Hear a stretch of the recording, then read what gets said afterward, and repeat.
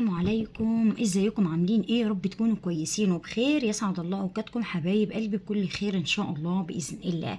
النهارده بفضل الله العالمين معانا قراءه قويه جدا لحبايب قلبي مواليد برج الحمل بتاريخ 5 اغسطس 5/8/2026. النهارده الاربع. التاريخ بتاعكم اهو يا حبايب قلبي، التاريخ بس عشان مصداقيه قناتكم، لكن قراءتكم عامه ومفتوحه وتنطبق على جميع مواليد برج الحمل. يلا يا حمل استعد معايا، دي توقعات الاسبوع الثاني من اغسطس من شهر 8 يا حبايب قلبي. هنشوف مع بعض ايه الاخبار وهنشوف مع بعض ايه الانطلاقات اللي عندنا الفتره اللي جايه، ويا رب يكون خير وفرح وهنا وسعاده. بسم الله يا ميسر الامور.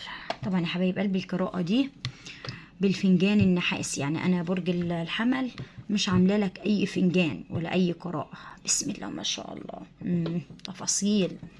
بصوا الحمل هنا تفاصيل مهمة. أول حاجة انت هنا عندكم مفتاح قديم، وحوالين المفتاح ده حلقة سودة، وده معناه ان في رمز لقرار مهم او باب مغلق من الماضي او علاقة عمل او حق قديم هيرجع بإذن الله. في نفس الوقت انت عندكم هنا طاير، في طير مفروض الجناحين، ده معناه ان انتوا خلوا بالكم الطير ده كان هيقف على شجرة ولقاها مكسورة ومشي، وده معناه ان انتوا كان في حد تعبكم في حياتكم وهتنسحبوا من حياته، او هو هينسحب من حياتكم، ده بعد طبعا ايه تعب ومشاكل كتيرة انتوا عانيتوا فيها. هنا في اشارة واضحة وإشارة صريحة لخروجكم من مكان أو من شراكة أو من شيء بيستنزف طاقتكم طول الوقت، ودايما بيديكم السقوط، بيديكم الكسر، وعشان كده انتوا هتقرروا تسيبوا المكان ده وتمشوا، وهتكون بداية جديدة وتوسيع. رقم 7 هنا واضح جدا، وده رمز قريب ليكم، يعني رمز قريب، وده معناه ان في نقطتين هيوضحوا وفي حدوث شيء مهم مرتبط بالرقم ده. اما خلال 7 ايام او 7 في الشهر او اتصال الساعة 7، النقطتين دول خبرين ورا بعض. الاول يمكن يخص امور مالية، والتاني يمكن يخص شخص هيرد لكم اعتباركم او هيرد لكم حقكم. كمان هنا في رسالة مهمة، والرسالة دي يمكن حد هيجيبها لكم. في هنا كمان انفراجة سريعة هتحصل قبل نهاية الأسبوع، بس انتوا حاولوا تتوقفوا عن الردود السريعة. خلوا بالكم في كمان عين، والعين دي رمز كبير جدا للحسد، ورمز تحذيري دقيق. شخص قريب منكم بيحاول يعرف خطواتكم اللي جاية، فخلوا بالكم ما تشاركوش ابدا اسراركم المالية او اي اسرار في حياتكم مع حد، لان الناس اللي حواليكم مش زي ما انتوا فاكرين. بسم الله ما شاء الله عليكم. كمان هنا في نصرة كبيرة جدا، ويمكن خروج من امر مهم مع الشريك. بص يا برج الحمل، عايزاك اول حاجة تتفائل. اول حاجة انت هتدخل الشهر زي ما انت متعود بالخير وبالرزق وبالتفاؤل، انت متعود على كده، متعود ان انت هتدخل مقدمة الشهر وبيبقى عندك امل، بيبقى عندك تفاؤل بباقي الشهر باذن الله بفضل ربنا سبحانه الله وتعالى. اول حاجة الهم اللي انت شايله والمسؤولية اللي على كتفك دي هتنزاح. هتقولي ازاي وايه اللي هيحصل؟ هقولك باذن الله بفضل ربنا. اول حاجه يا برج الحمل هيكون عندك تجديد طاقه، هيكون عندك تجديد طاقه. الطاقه بتاعتك اللي هي شاغله بالك وفي حياتك دي هتكتفي، يعني ايه هتتجدد وهتكتفي بذاتك. بص يا برج الحمل، انت قطعت علاقتك مع اقرب الناس ليك. طب ليه؟ علشان خاطر اقرب الناس ليك ظلموك، اقرب الناس ليك اخدوا حقك. انت هتكون مكتفي بذاتك. طب هتكون مكتفي بذاتك ازاي؟ بانتصارك على اعدائك، بانتصارك بمستقبلك الناجح، بانتصارك بان انت هتبقى قدوة لنفسك. انت في حد في حياتك شايفه قدوة، امك ابوك اخوك، حد في حياتك شايفه قدوة ونفسك تبقى زيه. انت مش عايز تبقى زي حد، لا يا برج الحمل، بس انت عايز تكون احسن من غيرك. بإذن الله بفضل ربنا عندك نجاح في دراسة، نجاح في مشروع، نجاح في عمل، نجاح في حياتك بالكامل، الله أعلم. بس أنت عندك نجاح يا برج الحمل. بإذن الله النجاح ده هيخليك فرحان، هيخليك مبسوط، أمور كتيرة جدا جدا جدا حلوة بإذن الله. طيب هنقول انت ليه اكتفيت بنفسك وليه بقيت لوحدك؟ يعني بقيت تعزل كده، انت ما بتحبش العزلة، بتحب تشارك الناس. انت يا برج الحمل من الشخصيات اللي هي مستحيل في الدنيا تفرح غير لما تفرح اللي قدامها وتفرح اللي معاها. يعني لو حصلتكم حاجة تفرحكم بتقول الفرحة تعم على الكل، كلنا لازم نفرح، صح يا برج الحمل؟ صح يا برج الحمل. طيب انت هتكتفي بذاتك وهتبعد عن كل الناس اللي انت قطعت علاقتك معاها. ليه؟ علشان خيبات الامل، خيبات الامل جات لك من اقرب الناس ليك اللي هم اصحابك اقاربك. عملت حاجز بينك وما بينهم او بينك وبين اصحابك، وبقيت هتكتفي بنفسك مع حياتك بالكامل. هيبقى عندك من يوم للتاني شوية لخبطة، شوية توتر، شوية هموم، شوية حاجات كشخصية عادية. بلاش ان انت تقولي انا ما عنديش حظ، انا نحس، انا وانا والحاجات دي كلها. لا يا برج الحمل، لا لا، عندك خير بإذن الله بفضل ربنا سبحانه الله وتعالى. بس انت بلاش تكون عاجز عن تحقيق الأمر، بلاش تكون شايل الهموم. دايما بتحصل مشاجرات وبتحصل مشاكل في حياتك وبتحصل لخبطة، كل ما تطلع لقدام بترجع ألف لورا. شايف يا برج الحمل؟ كل ما تمشي خطوة لقدام بتبقى عندك لخبطة في حياتك، عندك كذا مشكلة مش عارف تحلها. طيب هتعمل ايه وهتطلع من كل اللي انت فيه ده ازاي؟ اولا يا برج الحمل لازم تكون هادي وتفكر في كل حاجة قبل ما تحصل. طب ازاي؟ بص يا برج الحمل، بسم الله ما شاء الله، بسم الله ما شاء الله، انت هتطلع من الهموم اللي انت فيها. بص باذن الله، باذن الله هتطلع من الهموم اللي انت فيها، وهتطلع من قضاء الدين. انت عليك دين يا برج الحمل، عليك دين، حد ليه عندك فلوس، حد يعني انت عليك ندر او عليك دين. لو عليك دين يبقى ايه؟ تسمع اللي انا هقوله لك ده دلوقتي حالا عشان خاطر تعرف انه ربنا هو اللي قادر على كل شيء. النبي صلى الله عليه وسلم يا برج الحمل دخل على شاب، دخل على حد لقيه حزين ومتضايق ومخنوق، فبيقول له مالك؟ قال له عليا ديون. قال له هقول لك كام كلمة قضى الله الدين اللي عليك وربنا كرمك وريح بالك. يعني الدعاء ده برج الحمل لو انت قلته ورددته صدقني الدين اللي عليك او الندر اللي عليك او زي ما يكون تخص الفلوس باذن الله ربنا هيقضي دينك وهتبقى ايه؟ خلاص من كل حاجه. قول اللهم نعوذ بك من الهم والحزن والعجز والكسل والجبن والبخل، واعوذ بك من غلبة الدنيا وقهر الرجال. صدقني يا برج الحمل والله العظيم الله هيقضي حاجتك. شوف ايه هي الحاجة اللي انت بتتمناها من ربنا، وبإذن الله خلال ايام معينة هتلاقي قضى حاجتك، اذا كانت امنية او اذا كان دين عليك. وانا هكتب لكم الدعاء تاني في صندوق الوصف، تدخلوا عليه وتقدروا تشوفوا الدعاء اللي انا قلته دلوقتي.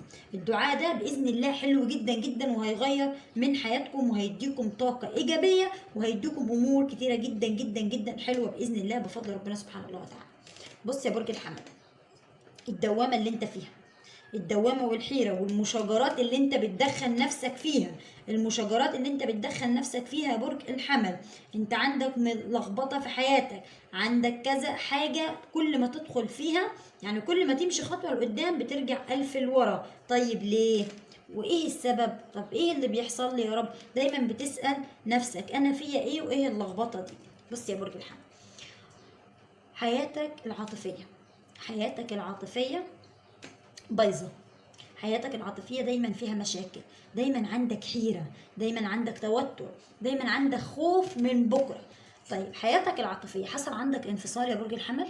حصل عندك انفصال او حاسس بلخبطه في حياتك، حاسس انه حياتك ما بتكملش، عندك كذا حاجه ناقصه. المشاكل العاطفيه يا برج الحمل لازم تتحل، لازم تحط كل حاجه حد، حطوا لكل حاجاتكم العاطفيه حد. انت قطعت علاقاتك مع ناس، قطعت علاقاتك مع ناس، وبدأ يكون عندك اضراب، بدأ ان انت تعارض، بدأت ان انت تتحكم، بدأت ان انت تسيطر، بدأت ان انت تعمل حاجات كتيره جدا جدا جدا في حياتك. بص يا برج الحمل هقول لك كمان، عندك حرف الالف، عندك حرف الألف وحرف الميم وحرف السين. الألف والميم والسين وكمان العين. الألف والميم والسين والعين، الأربع حروف دول عندك في حياتك. عندك برج الثور أهو، برج الثور، حد من برج الثور، حد من برج الدلو. الثور والدلو يا برج الحمل، مين هم دول؟ مين الثور؟ مين الثور ومين الدلو؟ دول عندك في حياتك، وعندك الاربع حروف اللي انا قلتهم لك دول. عندك بومتين، انا دايما اشوف لك بومتين في حياتك. البومتين دول ايه هما؟ لا اما من اهل الشريك، لا اما من جيرانك، الله اعلم.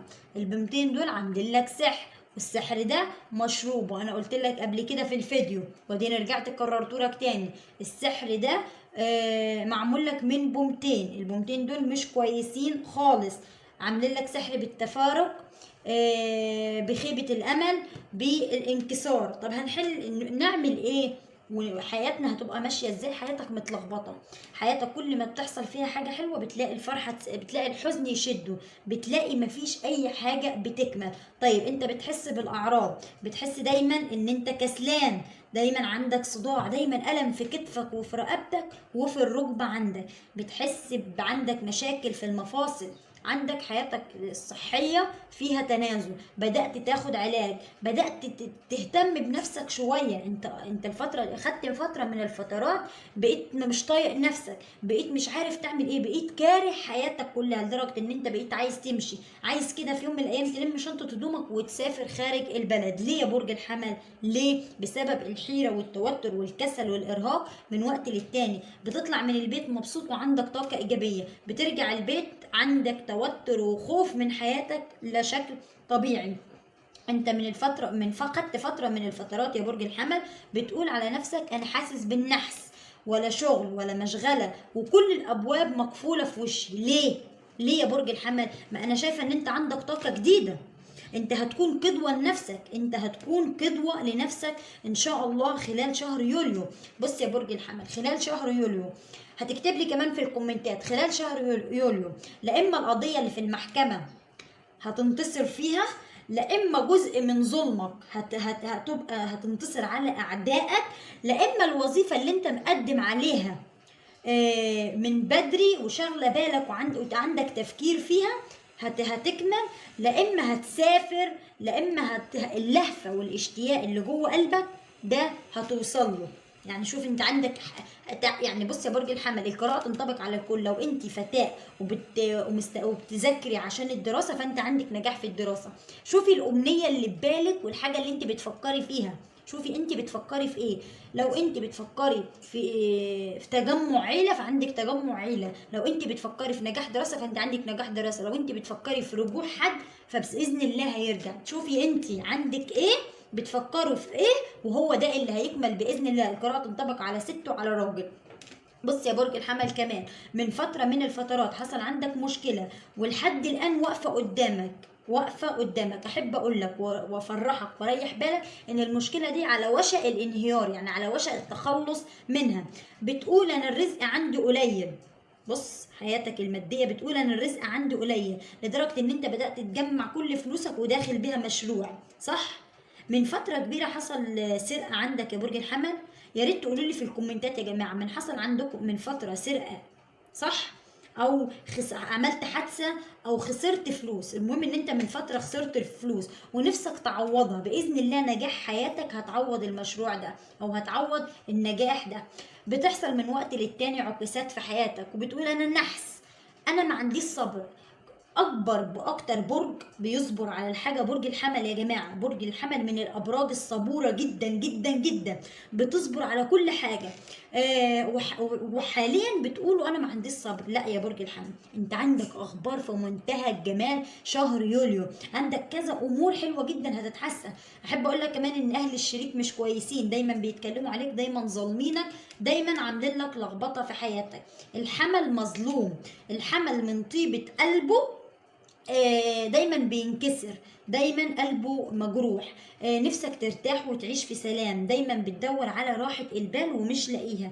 من كتر الغدر والخيانات بقيت مطعون، بقيت نغزة في قلبك كده، منتظر رجوع حقك، منتظر جزء من ظلمك، منتظر حاجات حلوة تفرحك. بإذن الله عندك فرحة حلوة جدا. الناس بيشوفوك يقولوا ده مبسوط بحياته، ده مش موجوع. لا، انت بطلت تنزل دموع بسبب اللي انت شفته في حياتك من اقرب الناس ليك اللي طعنوك وغدروا بيك واكلوا حقك.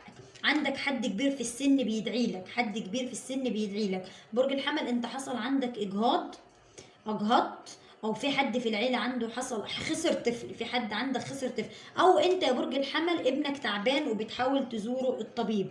ارجع واقول تاني، طاقة السحر اللي عندك والعيون اللي انت واخدها بسبب شياكتك ولبسك ومنظرك وطيبة قلبك. بلاش تحكي، داري على شمعتك تقيد يا برج الحمل.